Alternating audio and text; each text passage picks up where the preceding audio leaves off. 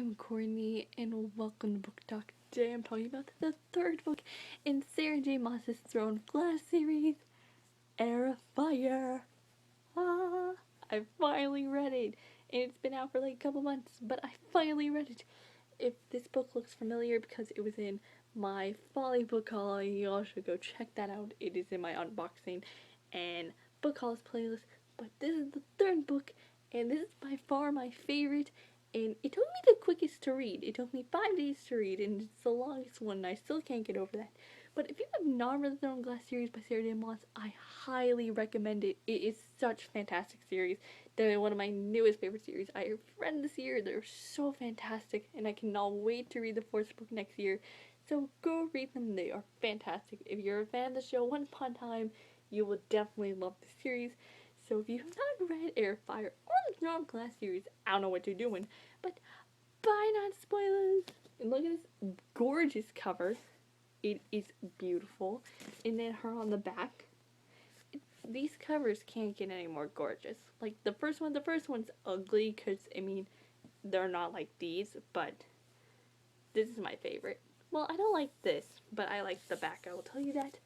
But Heir of Fire, like I said, this took me 5 days to read. I finished it last night at like 11:40. Like, I was determined to finish it before November was over, and I finished it like 20 minutes before midnight, and I was just like, whoop! But Heir of Fire, we start right where we left off with Crown of Midnight, sort of. I mean, Selena, she's been a week in Wendlin, and she's going to Dornelin, that place stuff, to go meet Maven, the Queen of the Fae. That was interesting. Maybe, however you say her name. I don't know how to say half these people's names, so I'm sorry in advance if I say something wrong. You should listen to a voice thingy about this. But, I don't really like her, the Queen, that much. I mean, she's better than the King. I'll give you that. But, and she's not that great of a, she's not even a human being, a fae, either. I mean, at the end, I mean, she was kind of snappy, and I was just like, well then. But, I mean, she's better than the King in this book, so I mean, like, you have to give her props for that. And, yeah, we meet some new characters. The big newest characters are Rowan and Adion. Let's talk about Rowan first. Rowan, I did not like him in the beginning because he was being a butthole to Selena, and I was like, no. And he kept beating her up, and then I was like, Selena, use your assassin powered thingy blah and do something, but she wouldn't do anything, and I was like, what? And but then the more we got to know Rowan, and then I started to like, but in the beginning he was just a butthole, and I was just like, I don't want to need any more buttholes in my life. There's so many buttholes in books. It's not even funny. And then Adion. Adion is the general of somewhere. I can't remember where it was. Is it for maybe or Adrian? I don't know. But he's interesting because his nickname for Adrenaline is, well, Adrenaline's whore. And if you don't know what a whore is, it's practically like a girl who makes out with a lot of people. And, like, if you're called that, that's not good. And that made me skeptical. I was like, no, just, no, don't. That's bad if you're called that. But I liked him later on. I kind of, like, forgot about that, but they kept mentioning it, and I was just like, are you making me not want to like him? I don't know. But, the whole main plot of this is really Selena trying to figure out her power, and that was so interesting. It's literally like Once Upon a Time, practically, with Emma trying to learn and control her powers. And, well, first is the whole shifting thing with the Fae. She shifted in, was it Crown of Midnight or Throne of Glass? She shifted. Maybe it was Sound of Grass. I don't really remember. But now she can't, and then she becomes angry and everything, and then she shifts, and I was just like, oh my gosh, that was fun to read. And, okay, what is her Fae form? Because me imagining her, I kind of just imagined her just with, like, elf ears and, like, dark hair. not really a fae form. I mean, Rowan's fae form is a freaking hawk. And then, is she supposed to be an animal? Wait, is she an owl? No. Wait, I don't know. What's her fae form? I need to see. This is why these type of books I need to take notes on, because they're so confusing. And there's like 562 pages in this book. Should have taken notes. Should have, but I didn't. But what's her fae form? I don't know. I need to know.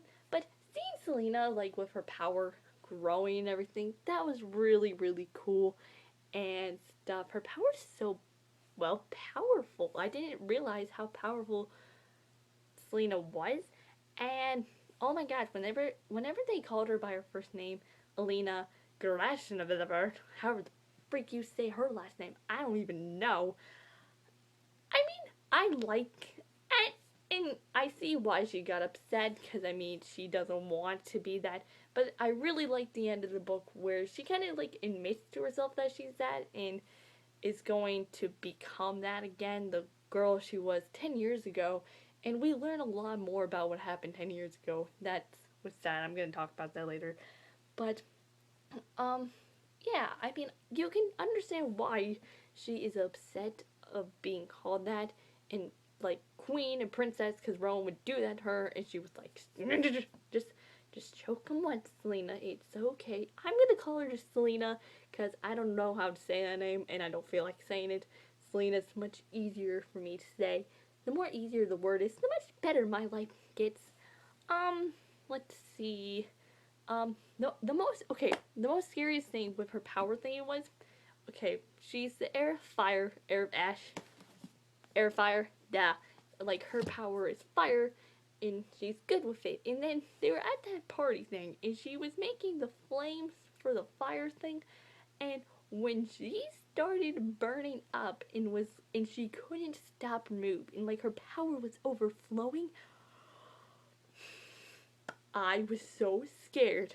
At that point, I was just like, oh my gosh, it's literally like Emma from Once Upon a Time when, what episode was it? When she blasted the wall on the building, and I was just like, oh no. It was so scary, and I thought Slade was gonna die, and I was like, we can't have a tryst. We cannot. In books nowadays, ever since reading The Legion, I always think a tryst is gonna happen, and then I can't have that happen. But thank God she didn't die. The thing was, she was overpowered so much. When they were putting her in those cold baths, the water would melt. And I was like, what? But then she kept going in and in and in, and then it would stop melting. And I was just like, oh my gosh, that scene was so intense. And it was pretty long too. And I was just like, why is this so long? Please stop. I'm getting scared for Selena, because I didn't want her to die. And because of overpower, and Rowan's like, you need to stop, you have to control your power, and if I was Selena, I would have been like, oh yeah, I know that, it's just I can't, because I am going insane, which she does. She practically goes insane in this book. Not really, but like, sort of, at like some points, everything. Probably when she became insane was at the end with those Valk princes. We'll talk about those later, because I don't want to talk about those right now. Let's see, let's go back to Adrenaline, speaking of it, with good old Dorian. Then Cal. Dorian first. Felt so bad for the dude. Oh man. Dorian, why? We'll talk about the Dorian situation earlier, what happens to him in the end, but Dorian, I mean, he was fine and everything until the end, and then I was just, okay, let's just move on to Cal. I don't even want to talk about Cal. Because Cal, in Crown of Midnight, I am on Team Dorian. Sorry, not sorry. I'm not on Team Cal, and I'm just not. But in this book, in Throne of Glass, I liked him, because, I mean, he wasn't a threat to Selena Dorian relationship. And then, Crown of Midnight, I started to dislike him. And then he sent her off to this place, and just no. And then this book, I cannot stand Cal. Whenever Cal will show up, I was like, leave. I do not want you. Why the heck are you here? I don't know. I don't care about what you're doing. You're working with what the people call Adrenaline Whore. And I still can't believe that he worked with Aedion. I mean, it was for good and everything. But still, you're working with a man who's called a whore. No. But Cal, okay, I'm gonna say, I thought so many bad words about Cal. It's not even funny. I'll say this one thing about Cal. Cal was an asshole, doing assholey moves and assholey things. It's just the honest truth. You have to agree with me here that he is a butthole and just did buttholey things in this book, because that's all he did. And I was just like, Cal, what are you doing? Working with Aedion and then going back to Aniel. But that's not that bad that he's going back to Aniel, because then will he be gone in book 4 back in Aniel when Selena arrives back to Adrenaline? Please be yes, please be yes, please. Okay, let's not talk about that right now, but this Cal, you're just doing all these bad things, and then when the thing that really got me angry at Cal was when Cal and Aiden were talking somewhere in the castle, and Dorian was overhearing it, and then Aedion saw Dorian, and Dorian was like, what? And because Cal didn't tell Dorian about Selena and her power stuff, and he was like, you didn't tell me this. I mean, that's what friends are for, to tell each other stuff. I mean, Dorian cares about Selena, obviously, and you have to tell him these things. And Dorian and Selena, they're pretty similar because they have power. And Cal was just like, I'm sorry, and I was just like, man, I'm so glad Dorian, like, got angry at him, because I was angry too. I was like, see, this is why when you keep secrets from people with stuff like these, the friendships break, because Dorian was mad. If you don't tell someone this type of information, obviously they're gonna get mad at you when they find out. And I was thinking Dorian was gonna find out by himself, and he did. When Cal had to go tell Dorian about this, because Dorian deserved to know this. He could help, because he has the same problem as Selena, but Cal, being stupid, obviously didn't tell, and then Dorian had to find out about himself and be like, what? And then, just, people in books, they never tell each other anything. That's why all these friendships fail and stuff. And that happens in real life too. Tell people information if it's gonna help them live and survive. Speaking of Dorian in Love Life, we meet this nurse named Sorcia. I don't know how to say her name, but, and she's actually saved, Selena, Dorian, and Cal about 5 million times. We've just never learned her name. She's just there, and that was interesting that she saved us all so many times, but we never learned her name, and I felt bad with them too when they were like, oh, I'm sorry, I don't know your name, and I was just like, but Sorcia, she's never wanted to be popular and everything, and didn't want to fall in love with Dorian, but Dorian obviously did. And okay, don't get me wrong, I want Dorian to be happy, and that's it. And I was glad when they got together. Like, I didn't want them to get together, but at the same time, I wanted them to get together because I want Dorian happy, and he really loves this girl. And, I mean, but Selena Dorian. I'm a Selena Dorian shipper, OTP, but still, I like that Dorian and Sorcia got together because he was happy, and I'm glad. Okay, she would sneak into his bed every night, but they wouldn't like make out.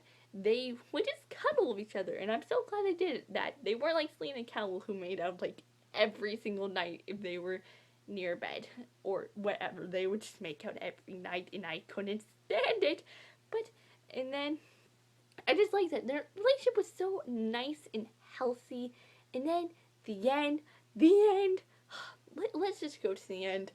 From chapter like 51 to like the end, which was like 17 chapters in total, was pure chaos. And okay, chapter 51 to like 50, I don't know, is the whole battle thing with the Narok dude. Those Narok people were interesting, by the way. I didn't really understand them, but I mean, I didn't like them because they were bad and trying to kill our main characters. But that battle was interesting. And then, I mentioned earlier about the Valak Princes. These Valak Princes are like kind of torturing Selena in a way I couldn't describe. And then all of a sudden, were they like falling? And then she was like in the ground, like dying, and like she couldn't do anything. And I guess the Valak Princes, what they do is give you memories to torture you, all these bad memories you have. And we learn that how about her parents died. But before that, we see the King of Dreadland visited Orsernon, where she lived. And so Alien and Dorian knew each other. So Selena actually knew Dorian. So did Dorian remember Selena when he asked to see her in the first book? Like, how does that portray? I don't know. Did they all forget about Alienie or something? Cause I feel like everyone's forgotten about her, and now they were like, oh, she's alive. I was just like, but they're. It's so confusing. Anywho, they knew each other. That was interesting, and then they went that Selena, well, Alien, but I'm gonna call her Selena for right now. She had that magic explosion thing in front of the king, and the king smiled, and it wasn't her magic, and then you kind of realized, oh, it was the king who did this, because he's magical and, well, a butthole. And then they went to that manor and everything, and you know, I really liked Alien's parents, the king and queen. I really liked them. I thought they were really nice, and they did not deserve to die. And how it happened was Selena was like couldn't sleep or something, and then she went to her parents' bedroom and went in between them. And who killed them? Was it Brannon or the Valak Princes? I can't remember who. I think it was Brannon, and how he slaughtered them to death when they were unconscious. And when you can kill someone, I mean, if you're trying to kill someone and they're asleep, they can wake up and scream. But I guess he made them unconscious and then killed them, which was interesting. How that like worked out. And then like, oh my gosh, Lady Maron, like the maid and stuff, when she like practically sacrificed her life for Alien, I was like, I wasn't crying, but I mean, I probably could have. I was really upset, and I mean, that was so nice. And how she got that amulet, which was AKA one of the wired keys that we're looking for, and she lost it, and Brandon got the key, and we don't know where that key is now, and just, oh my gosh. But then, just, oh, so much things happened, and then when she saw all the people, like, all these people of her loved ones dead, and they were like, get up, like, fight, and then she got up and arose, and then was being all kicked butt and saved the day. I was so proud of Selena. I was like, you go, girl, you go, Selena. Selena, I was so proud of you. And then, how Rowan gave her those tattoos of all the people on her, like, back, on her scars from Endor, and how it, like, had the names of her loved ones dead. Oh, it was so beautiful. And then we go back to Adrenaline, and the king is seeing Cal, Adian, Dorian, and Sorcio, and there's those guards there that attacked Ren, who was that dude who was working with Adian and stuff. He's not that important. Really, all I had to know about Ren is that Sorcio was giving letters to Ren and stuff. That's all you have to know. But then Dorian's like, you know, don't touch her, and like they had her on her knees and she's like crying, and like they had the sword to her head about to like cut her head off, and I'm just like, what? Because I'm gonna be honest here, I didn't want her to die, because I mean, I just didn't, not to cut her head, don't be like the Red Queen from Alice in Wonderland. And then, what happened, it was like at the end, somewhere, and Dorian was like, please just let her go, I'll do anything, just let her go. And then the king was like, no. Head falls off, and okay, I didn't scream, but because it was late at night when I was reading this, and then I just put my hand over my mouth and was like, oh snap.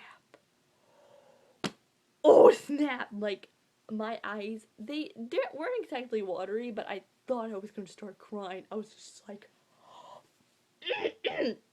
what is life? It was so intense. And then Dorian went insane. And then Dorian was just killing me. You know, just do it. And I was just like, don't do it, please. And then the king put that collar on him. And then darkness came. And then I was just like, oh no. It's practically like being hijacked all over again. Except Peeta's worse. But Dorian's now, is he like controlled by his dad now? Or like darkness controlling him? Like, I don't understand. But all I know is Dorian might die, and I'm scared. And then, oh my gosh, Rowan, Selena, when they went to see Maybe again, that was so fantastic. And then, in the end, Selena's gonna go back to Adrenaline, being badass, and is going to kick the king's butt, and is going, well, she's gonna find Cabell first. And now, that's wasting your time. Because she's like, oh, we have some unfinished business to do. And I was just like, no, you don't. Cal solved it for you by sending you to this butthole of a place, Gwendolyn. And I don't know. But I like the ending. I said earlier how she admits she's alien. And just, this book has destroyed me. When I finished it last night, I was like, what am I supposed to do? I need the fourth one. I need it. I really want an advanced reading copy of it somehow. I really want to find one so badly. I need one. But, that's really all I have to say. If you've liked this review, give it a thumbs up. If you want to watch more, click the subscribe button down below. I'm Courtney, and we'll see you all next time. Bye!